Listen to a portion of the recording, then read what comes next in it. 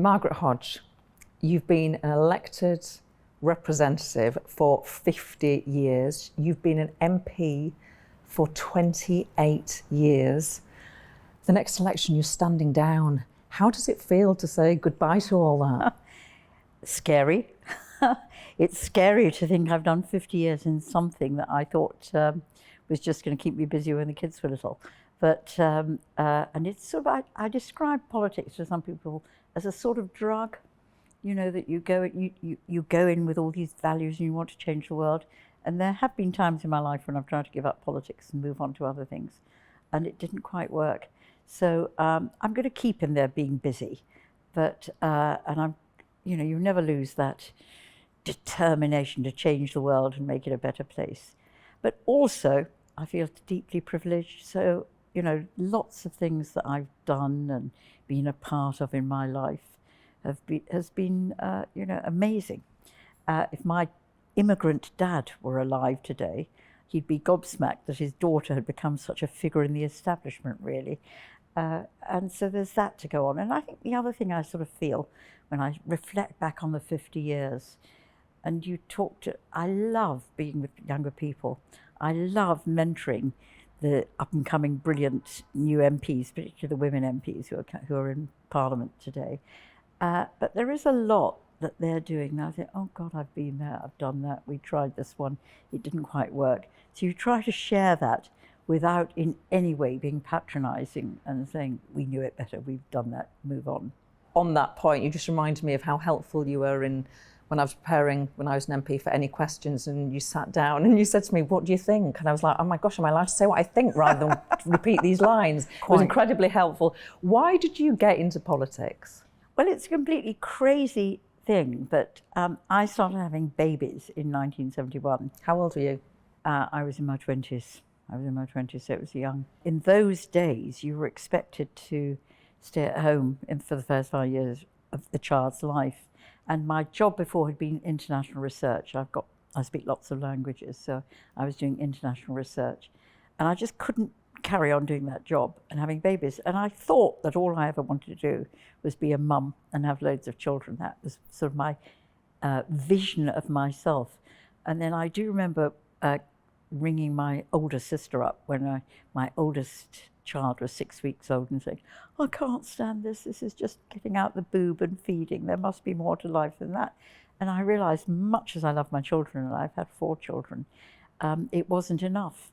And I was a member of the Labour Party, and a friend of mine in the Labour Party, I then got pregnant with my second child, and a friend of mine in the Labour Party said to me, there was a vacancy on the council, go on, Margaret, go for it. It'll keep you sane whilst you're changing nappies. So I got into representative politics to keep me sane whilst I was changing nappies, and the rest is history. Blimey. So that's crazy, a warning to any, or an inspiration to any parent out there that's currently changing nappies. Maybe politics is for you. We're going to talk about some of your memories of those of a time in politics, but actually, you've had your share of trauma. You lose your mum to stomach cancer when you are 10 years old. How vivid are those memories? How long do the scars of that take to heal? Well, death has been a big part of my life because my mum died when I was 10. My husband died far too young, in his 60s. My daughter-in-law was killed in a car accident 5 years ago, and she had 3 little children. So, and my brothers died. So it's been a lot of my life. I think what is interesting, I mean, I've learned, I think about death a lot, and I think one of the things I really do think about is that all your todays and tomorrows are all connected to your yesterdays, if that makes sense to you. So that all the memories of people who you've loved in the past stay with you in your present and in your future. But my mum's death it would never happen like that today. So she died of cancer, she was in hospital. It was actually Christmas Day with the day she died. And I woke up in the morning and we had somebody who was helping in the house because she'd been in hospital a lot, and she came and she said, "Your mum's really ill." And I thought, oh, I'm expected to cry. I remember thinking, oh, I'm expected to cry. So I cried, and then I looked out of my bedroom window and saw the car coming down the road, and I thought, oh, they're bringing her home. And you weren't allowed in those days to go to the funeral. So I know. So although I knew intellectually she died, emotionally, I think it took me years to really understand she got. I kept thinking maybe she's in a nursing home, you know, as a kid as well. Maybe she'll come through the window. I remember waking up thinking she'll come through the window, she's there. So that was hard. And I think when my grandchildren had to deal with the very, very sudden death of their mother, who was killed when she was out jogging by a car, I was really conscious when talking to my son is, you know, they've got to know, they've got to come to the funeral, they've got to see the coffin so that they really understand death. So it's been a big part of my life, and a sad part of my life in what has otherwise been an incredibly full, privileged, and interesting professional life. And actually, you know, I've had fun elsewhere, but it's been, lots and lots of things gone wrong. Death has been a big thing that influenced me. And I think there's another really interesting thing. When you think about people who go into politics, there's often something among their parents, which is a tragedy, you know, a parent with alcohol problems or a death or something like that. And I think that what that leaves you with, this is me being a bit psycho, babbly. Yeah. What it leaves you with is you have to somehow prove yourself to the external world. And that might be why in this very public work that we do as politicians, that, you know, we feel we need to get recognition and understanding from the outside world. I don't know if there's anything in that, but it's extraordinary when you talk to political colleagues, how many of them have faced something trauma in their childhood. Absolutely. Let's talk about the biggest high that you've had in serving as an elected representative for 50 years. What's the big achievement or the big moment or the big joy? Do you know, lots of people say, you're often asked that, and because I've been around for so long, it's so difficult. So I've got lots of highs. I mean, I think my high was 2010, when I absolutely smashed the British National Party in my constituency in Barking. And just to put a bit of history into that, in 2006, the BNP stood for council seats in Barking and Dagenham, and they stood 12 candidates, and every candidate was elected. So if they'd stood 52 candidates, we would have had a British National Party council, the first one in the UK. So it was a serious threat, and not unlike the Red Wall today. There was sort of, you know, it was a constituency where it'd been white, working class constituency. I always say when I arrived there, I'd never met so many great-grandmothers who lived within 10 minutes of their great-grandchildren, a very close East End community. And through right to buy, when housing got privatised, that led to a massive, rapid change in the demographic makeup of the constituency. And today we reflect any London constituency with absolutely every community you can think of. But living through that change is very difficult for a stable community.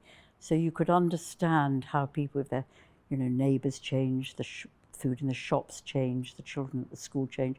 Change is difficult for any of us to absorb.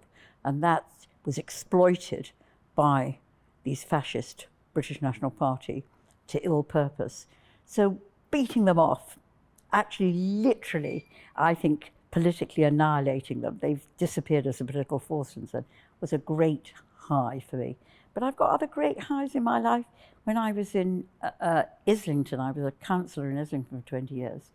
And again, when I became, at a very young age, I chaired the housing committee. And I was absolutely determined that everybody, it's part of the equality agenda, equalising life chances. People should have a decent home at a price they could afford.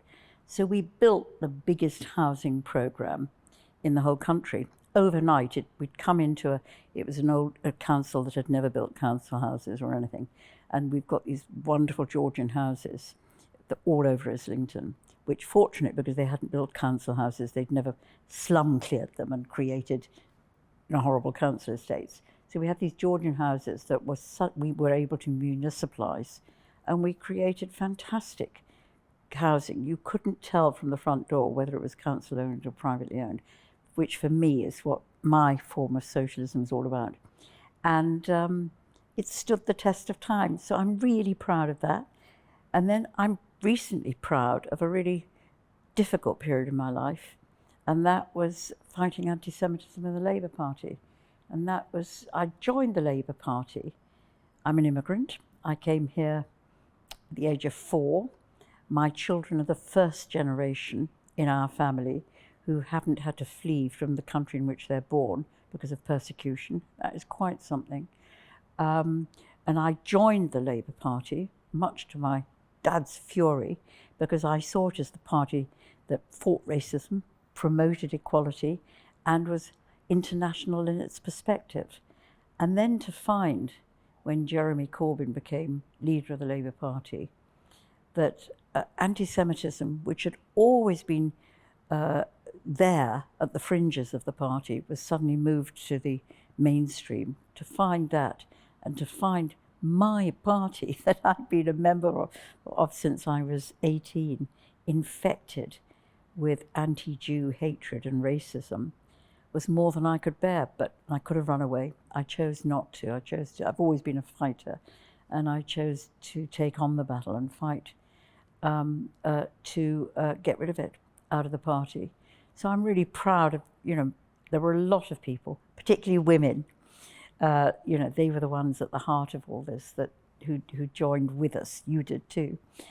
Joined with us to fight the anti-Semitism, and I'm proud of that. And in a funny way, because I lived through militant in the 80s and then Corbynism in 2015. In the 80s, it took us a long time to get rid of the militant influence, the extreme left in the Labour Party. I think this time round, because it was so pernicious, because this anti-Jew hatred was at the heart of how they had chosen to identify themselves. It was their choice.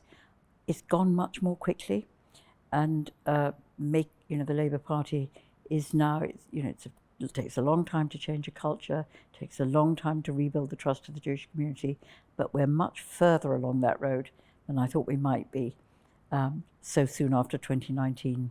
And it was reported that you actually went up to Jeremy Corbyn and called him an anti-Semite to his face. Do you think that was fair? Yeah. I've known Jeremy Corbyn forever, because I was a local authority representative in Islington. I was leader of Islington Council when he became the MP for North Islington. So I've known him forever. In the early days when I knew him, we got on fine. He was much more interested in what was happening in Nicaragua than he was in what was happening in Islington. So that was fine. He left me alone. We left each other alone. That was fine. And actually, when he first became leader, I have never supported his politics, his extreme left politics, his hatred of the West and his enchantment of the East, his worldview of, Russia is good and America is bad, or his attitude to capitalism. I've never supported that, but I never thought of him as an anti-Semite. I really didn't. In fact, journalists in the early days would say to me, Jeremy Corbyn's anti-Semitic, and I'd say, no, I don't think he is.